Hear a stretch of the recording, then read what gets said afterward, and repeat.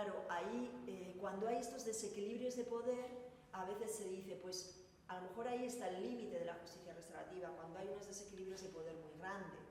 La empresa frente a una comunidad indígena o la empresa frente a una comunidad rural.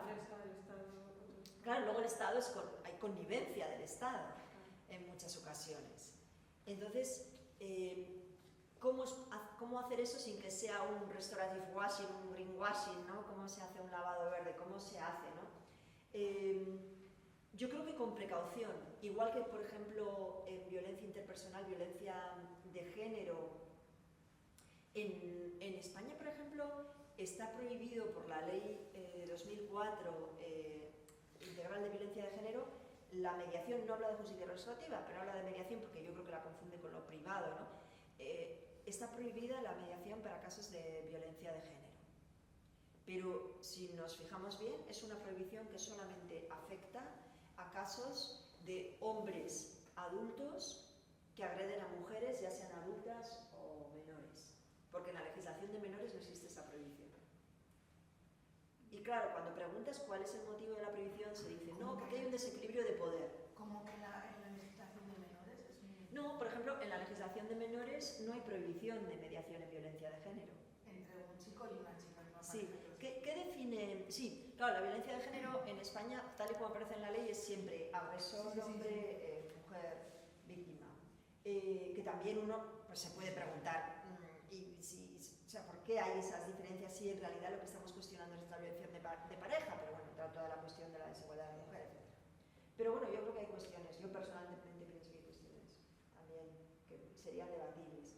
Pero en la legislación de menores, va a la ley de responsabilidad penal del menor, no hay esa prohibición.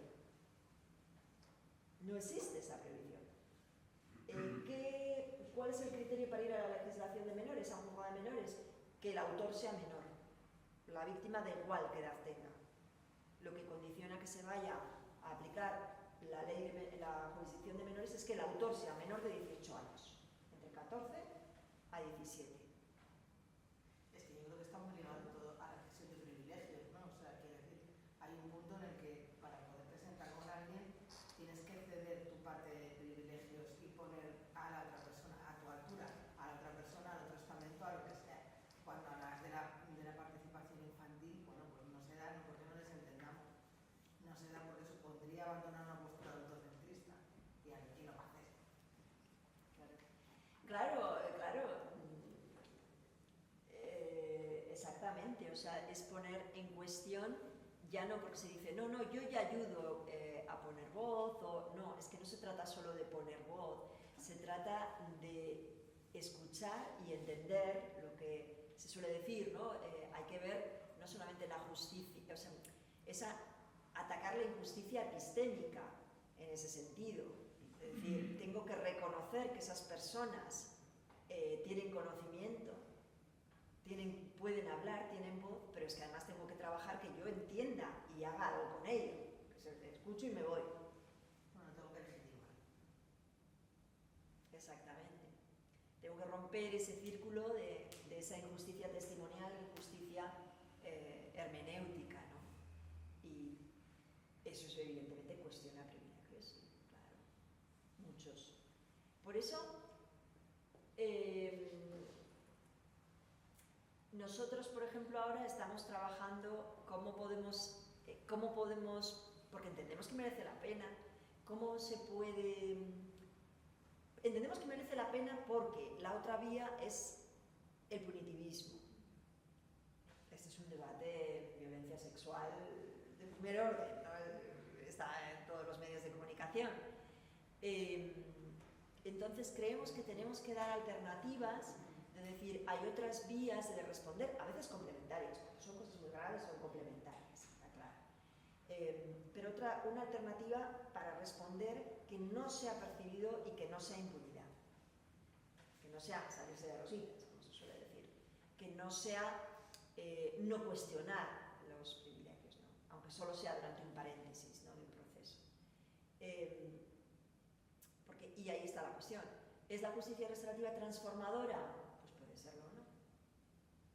Puede serlo o no. Transformadora de las condiciones que hacen posible el daño.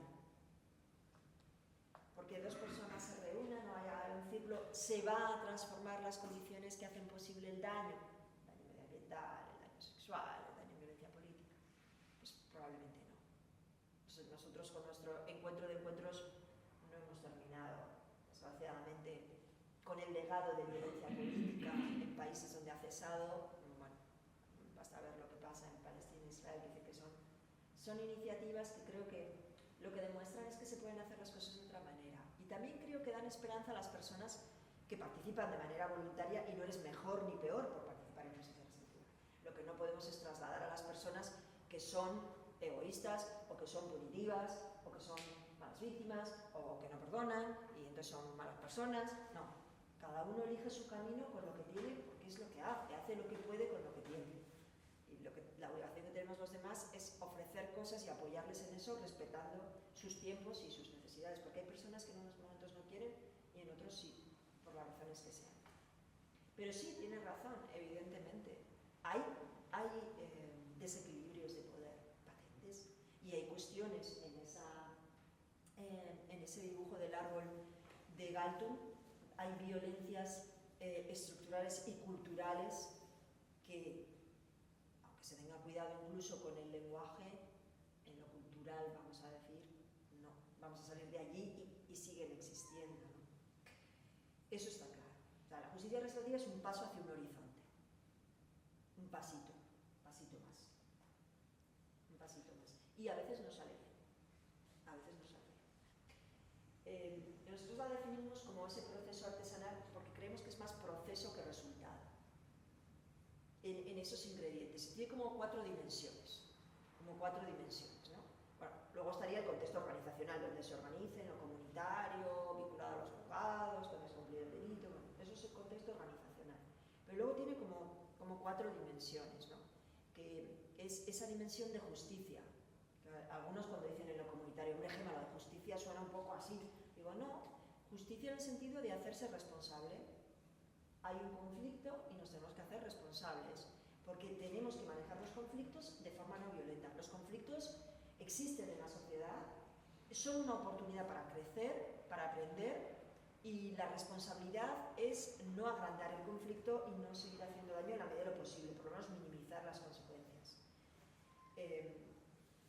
Entonces hay que responsabilizarnos de eso. Si además hemos cometido un daño evidente, hay que responsabilizarnos de ese daño con ayuda de los demás. Esa dimensión de justicia va en esa dimensión responsabilizadora, corresponsabilizadora, si se quiere. Hay una dimensión terapéutica, que quizá esto está más enfocado a la víctima, pero no solo, que es la idea, la persona que ha sufrido el daño, que es la idea, o el colectivo que ha sufrido el daño, porque es un colectivo, no es una persona, que es la idea de el dolor. Eso lo explica muy bien Agnese Moro, ¿no? La hija de Moro dice, el dolor te encapsula, el daño te encapsula, te hace ser más susceptible, bueno, esto está muy estudiado en víctimas de sucesos traumáticos. Es como una triple quiebra de la confianza en uno mismo, porque dices, ¿qué he hecho yo para merecer esto? Aunque no es una cuestión irracional, pero dices, ¿qué he hecho yo? ¿Por qué me pasa esto a mí? ¿Por qué no puedo salir de aquí? Es una confianza en los demás. ¿Cómo es posible que alguien, otro ser humano, me haya hecho esto? Y es una confianza en el futuro. Voy a salir de aquí, voy a salir de esta desesperanza, voy a salir de esta situación. Entonces, ahí vemos que a las personas que han sufrido un daño, pero también a las que lo han cometido, les ayuda a reescribir lo que ha ocurrido. No para engañarse, sino para coger para mirar la violencia a la cara, para mirar el legado de eso y decir, voy a reescribirlo, porque mi vida todavía continúa. Pues, aún me va a doler, aún no tengo pierna, aún me levanto un día y aunque haya dicho que perdono, hoy no perdono, pero no me incapacita para seguir siendo muchas más cosas. Y esa es la parte terapéutica. Perdonarse a uno mismo. Que a veces las víctimas también necesitan perdonarse a sí mismas. Porque a veces se culpabilizan irracionalmente, pero lo hacen. O a veces el haber sufrido ese daño les ha llevado a hacer daño a otras personas, en ocasiones. Y luego hay esa dimensión pues, de justicia, esa dimensión terapéutica y la dimensión educativa, pedagógica, aprender de los errores, aprender de los conflictos, aprender de la otra persona o de las personas que me acompañan. Nos pasamos la vida aprendiendo y eso es maravilloso. Y todo eso está, pues como os decía antes, como bañado por la dimensión dialógica, por la dimensión conversacional. Una conversación es ese lugar donde nos juntamos, yo creo, cara a cara, que a veces con la pandemia se hicieron incluso círculos restaurativos online que se ponían las personas con una aplicación que crearon los catalanes de círculos que te veías las caritas como en círculo, ¿no? Para dar la sensación de círculo, pero vamos, a mí por lo menos yo lo online ya. Pero, porque además está todo lo sensorial. Claro, lo online, luego pasaban cosas curiosas, porque decían, pero funcionaba bien porque permitía a las personas pensar más antes de hablar, porque tenían que escribir algunas cosas. Bueno, o sea, que cada cosa tiene a veces un impacto inesperado, bueno. Pero claro, todo lo sensorial de un encuentro, la presencia de una persona. La presencia es insustituible, ¿no? Desde todo lo sensorial, los silencios, también los silencios pueden estar en online. Entonces, toda esa dimensión de una conversación donde tú entras de una manera y sales de otra. No digo que salgas cambiado, pero aunque sea sales con una pregunta en la cabeza. Así tú vas andando, te has despedido y esa conversación te ha hecho darle vueltas a algo, ¿no? Entonces, bueno, esa es la idea, ¿no? ¿Es eso posible? Nada, esto os traigo y voy terminando más que nada también para que participéis más y en cualquier momento. Estamos preparando estas jornadas que, bueno, no se va a retransmitir porque online, pero con la idea de lo medioambiental de aquí vamos a traer también activistas, ecologistas, porque creemos, eso os decía, en relación con ecologistas con demandas. Por ejemplo, ahora está en el Tribunal Constitucional, es muy interesante, a raíz del reconocimiento por Naciones Unidas, que no es un derecho obligatorio, es más una resolución de buenas intenciones, el derecho al medio ambiente saludable para todas las personas como derecho humano. Entonces, en el Tribunal Constitucional, pues diferentes colectivos ecologistas y también de derechos humanos, con la idea de que España no ha cumplido, el gobierno español no ha cumplido con su compromiso de bajada de emisiones, ¿no? Entonces, esto forma parte de esta litigación estratégica que está habiendo, es decir, acudir a los tribunales, que también lo están haciendo las comunidades indígenas, también lo están haciendo comunidades de ciudadanos, etc. Acudir a los tribunales para hacer respetar ese derecho humano al medio ambiente e incluso pues el reconocimiento de la personalidad jurídica del Mar Menor, bueno, esto se ha hecho a través de otra vía, de una iniciativa popular, etc. O, por ejemplo, el reconocimiento de derechos de habeas corpus, todo esto pues, como es muy polémico, ¿no? A los landesimios, etc. Claro, esta litigación estratégica siempre está buscando, no siempre se hace en lo penal, es más, se hace más en lo administrativo, en lo contencioso administrativo, en lo civil, pero está buscando una sanción al Estado económico. Entonces nosotros queremos trabajar, estamos trabajando con los ecologistas, ambientalistas, para que en estas demandas puedan también proponer justicia restaurativa, como algo complementario. Si eso falla, siempre tienen la vía clásica jurídica de la batalla jurídica del derecho, ¿no? Un derecho que es un derecho con mucha desigualdad. Si es verdad que el derecho es importante para las comunidades más desfavorecidas, porque al menos tienen reconocido en papel algo por lo que luchar, pero luego sabemos que esa lucha es muy complicada, ¿no? Esa idea del derecho como espada y escudo, ¿no? Y claro que ha conseguido la lucha, la litigación estratégica, la lucha jurídica ha conseguido mucho, derechos de las mujeres, derechos de las personas que eran esclavas, etc., ¿no? Pero creemos que puede hablarse, por ejemplo, de tribunales multipuertas, donde haya posibilidades de optar por diferentes formas de sancionar, por ejemplo. Cuando ya llega la hora de sancionar, a lo mejor puedes optar por una manera de sancionar más restaurativa. Si hay voluntad, si no hay voluntad no hay nada que hacer. Voy terminando con una evaluación externa que estamos haciendo ahora. Se nos acercaron un colectivo que trabaja con terapia asistida con perros en este caso, y trabaja con personas, yo diría, desahuciadas, en Errondo, en el Hospital de San Juan de Dios, en una parte del Hospital de San Juan de Dios en San Sebastián, y son personas ya que no pueden, ellas no pueden respetar los límites para darles alojamiento por la noche, pues porque van con alcohol, porque van con animales en ocasiones, porque no respetan ciertas normas. Entonces les han echado de todos los lados. Y estos, pues ellos les acogen para pasar la noche. O sea, esto no es idílico, evidentemente, pues mínimas normas. Y entre las cosas que hacen con ellos, pues les propusieron esta terapia asistida con perros y contactaron con nosotros. Y bueno, estoy haciendo con una estudiante en prácticas maravillosa, Anne, que pues estamos haciendo la evaluación externa de ese programa, que es una terapia asistida con perros con estas personas, y es muy interesante. Y yo lo quería trasladar a lo que yo creo que muchas de las personas que estáis aquí hacéis cuando trabajáis en vuestros ámbitos, y que es tan importante. Y nos decía, ¿no?, en esta evaluación cuando entrevistábamos, son perros que pues personas que conocen ellos pues los dejan para que trabajen con estas personas excluidas, con estas personas pues que no tienen familia y que van a dormir ahí, y que la mayor parte de ellos tienen problemas de toxicomanías muy graves. Y entonces decían, es que claro, los perros no tienen prejuicios.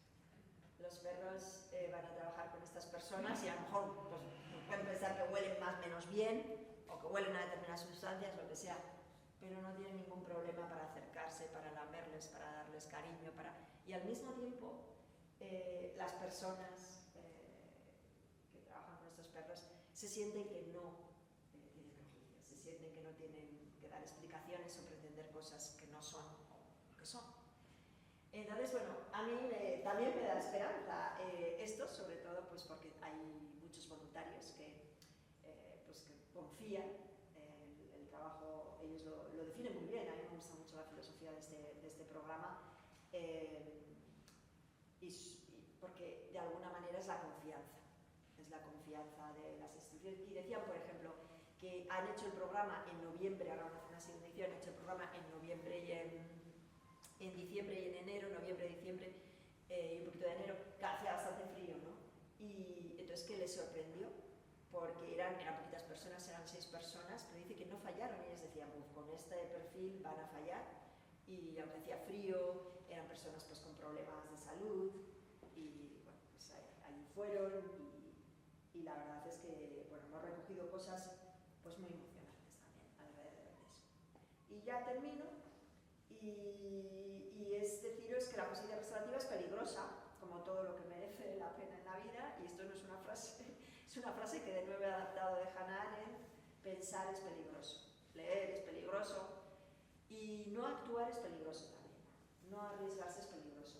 Yo creo que hay que tener precaución, por ejemplo, cuando se hace justicia restaurativa, que lo hay en programas de violencia de género en otros países, es peligroso precisamente por la desigualdad, por la asimetría de poder, pero entonces lo que hay que hacer es tomar precauciones. O sea, si sabemos que puede tener una mínima posibilidad de éxito, no hacer nada también es arriesgado en ese sentido. Estas son las dimensiones que ya os las he contado, así que esto es otro árbol que ya en vez de la cultura, ¿no?, pues está contando un poco cuáles son los valores de interconexión, bueno, dice raíces indígenas, equidad, respeto, compasión, múltiples verdades. Y esta es la parte, y esto sí que es el final. A mí me gusta mucho Lederach también, porque creo que es muy importante esa idea de imaginación ética, que es lo que viene indicado aquí. Es muy largo, pero básicamente son 4 puntos la idea de la imaginación ética. El decir que podemos imaginar un futuro común, ¿no? A veces yo eso lo he visto en temas de violencia política, de violencia ambiental, pues decir, bueno, nosotros, como diciendo, bueno, un poco pesimistas nosotros, pero vamos a hacerlo por nuestros hijos. Y ahí parece que hay un acuerdo. O sea, si no por nosotros, por nuestros hijos, o por nuestros nietos, ¿no? Entonces la imaginación ética nos permite ver más allá, ¿no?, de nuestra generación. Nos permite tener una curiosidad paradójica, ¿no?, que no es ya el amigo enemigo, imaginación ética nos permite imaginarnos incluso en los pies de ese manifestante que grita o en los pies de ese menor, ¿no? Acompañado. Y luego una cosa muy bonita, la imaginación ética nos favorece la creatividad, es que tenemos que inventar nuevas formas. Es que yo creo que en la actuación que hacéis cada una de las personas estáis inventando nuevas formas de actuar. Lo que pasa es que como a veces no hay medios, no hay, pues no os da tiempo a lo mejor de patentarlo o de explicarlo o de protocolarizarlo, pero yo creo que estáis inventando cosas nuevas, estáis abriendo espacios para cosas nuevas, ¿no? Porque os desviáis del camino trazado. Y también finalmente la imaginación ética es como que nos ayuda a controlar el miedo, ¿no? Nos ayuda a aceptar que vivimos en un mundo donde las cosas pueden salir mal, pero también pueden salir bien, que merece la pena arriesgar. Y bueno, hablarlo con los humanos y supongo que experimentarlo con otros seres que no sean humanos.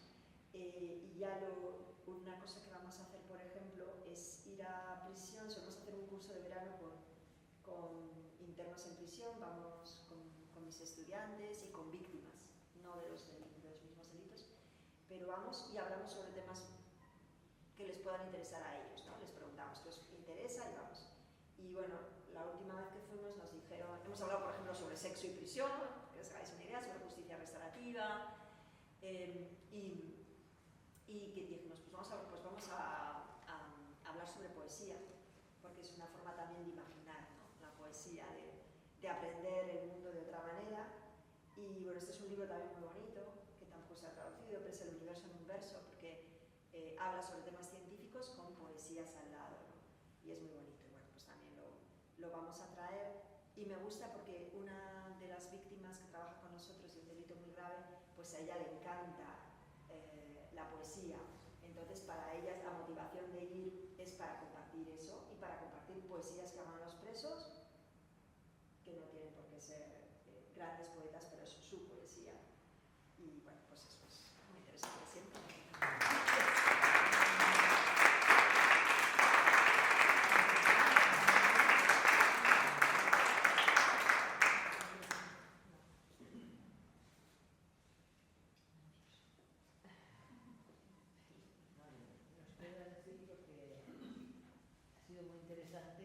Muy profundo y quizás casi no te podemos, con tanta cantidad de datos que nos da, casi no podemos acabar desde mi punto de vista de ser una persona mayor que cuesta, pero que me ha interesado muchísimo, sinceramente. No, gracias. A mí me da mucha esperanza, por ejemplo, que hoy, o sea, hay alguien interesado en imaginar, porque si estáis interesados es que ya estáis imaginando. Y yo creo que lo necesitamos en este mundo, de verdad, ¿no? También yo trabajo pues eso, yo veo a las personas jóvenes, aquí veo a personas jóvenes muy comprometidas y además digo, cada vez que también pienso, ¿no? Siempre en mi, pues eso, nuestros padres decían ahí estos jóvenes, nosotros decimos a estos jóvenes, entonces como siempre se ha dicho, también pienso hay que relativizar. Pero sí o sea, yo sí veo desesperanza, sí veo que hay muchos problemas también de salud mental en los jóvenes, no solo jóvenes, entonces sí que veo que estamos necesitados de una esperanza realista y que se dé a conocer las muchas cosas que se hacen, que son pasos. Yo creo que también hay que hacer las cosas con mucha modestia, porque pues somos seres limitados, pero cuando lo hacemos con las demás personas, pues siempre por lo menos es muy agradable. A lo mejor no cambiamos grandes cosas. Y bueno, y también reconocer que somos muy contradictorios. Yo todo esto que os he contado, después en mi casa me toman el pelo y me dicen, Gema, sé restaurativa. Cuando eran adolescentes mis hijos, sé restaurativa con tus adolescentes, y ahora sé restaurativa cuando te peleas con el Aitaba. Entonces, bueno, pues somos un saco de contradicciones andantes y bueno, lo intentamos ser coherentes en la medida de lo posible. Pero bueno. Bueno, quiero preguntarte, a nivel como institucional, ¿qué apoyos o qué apuestas hay por la corriente de la justicia restaurativa? Porque así como desde fuera, o sin saber mucho, la sensación es que, por ejemplo, en conflictos acabados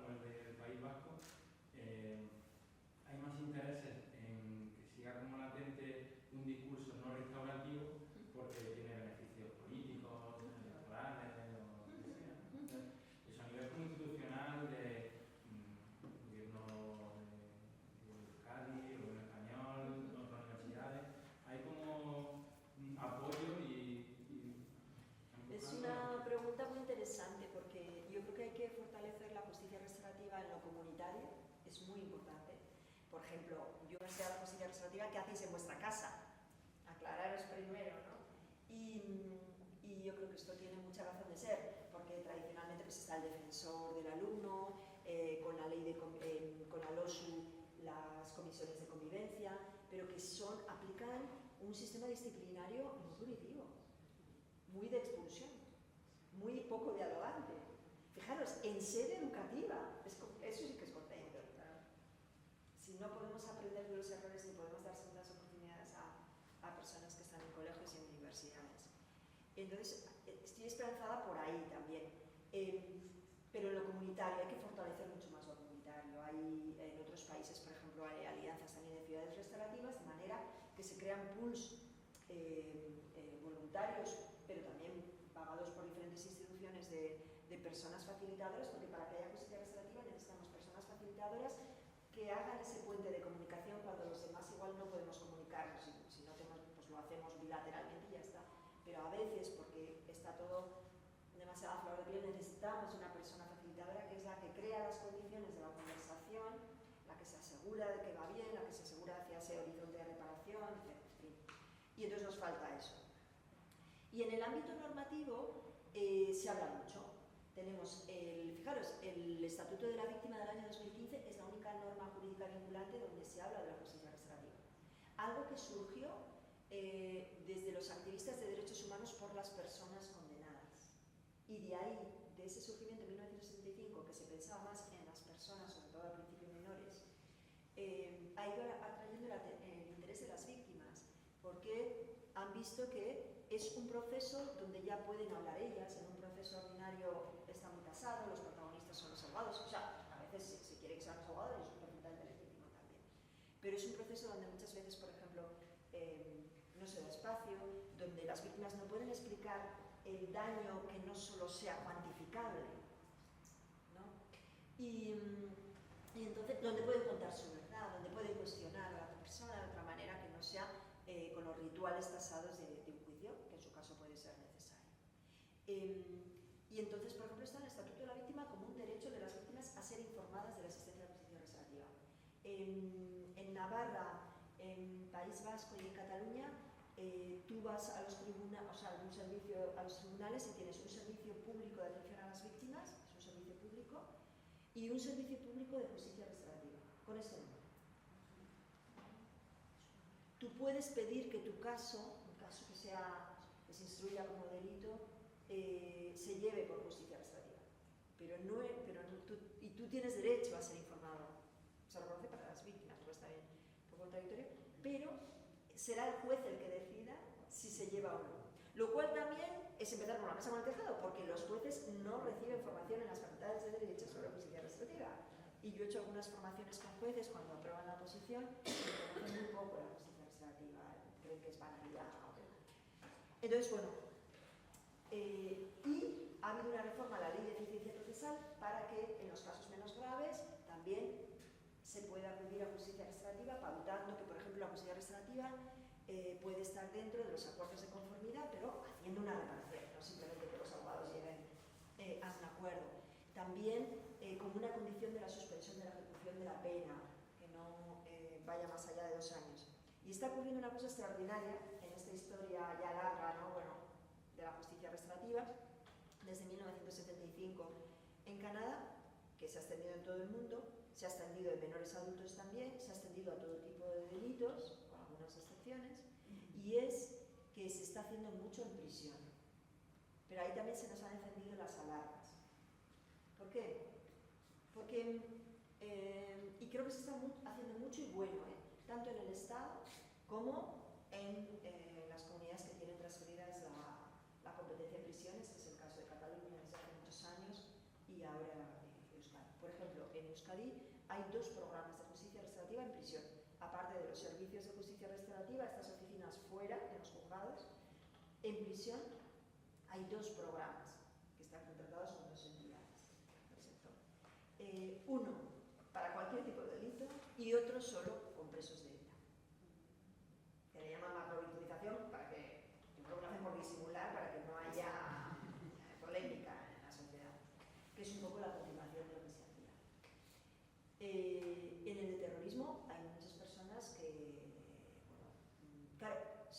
tú no reconoces lo obvio, que es reconoces lo que has hecho y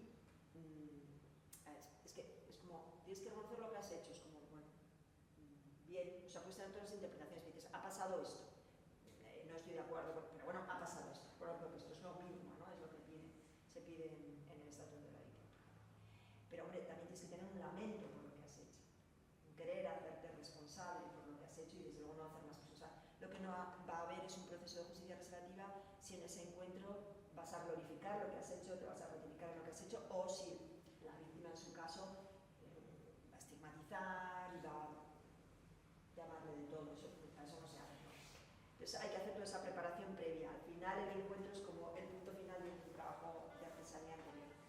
Pero bueno, yo creo que hay una apuesta normativa fuerte, pero nos hacen falta más personas facilitadoras. Y en instituciones penitenciarias también hay muy buenos facilitadores. Pues aquí en Madrid hay muy buenos facilitadores.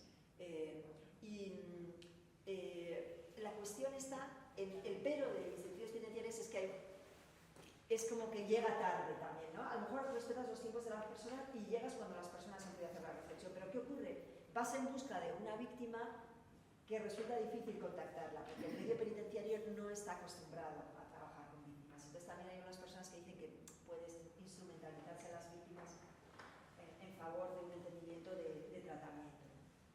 Bueno, yo creo que se están haciendo cosas muy, muy buenas. Y de hecho, instituciones penitenciarias tienen abierto 2 manuales sobre cómo lo hacen en prisión, de talleres y de cuentos. También están abiertos, si lo tecleáis, instituciones penitenciarias, talleres restaurativos. Y explican muy bien lo que hacen.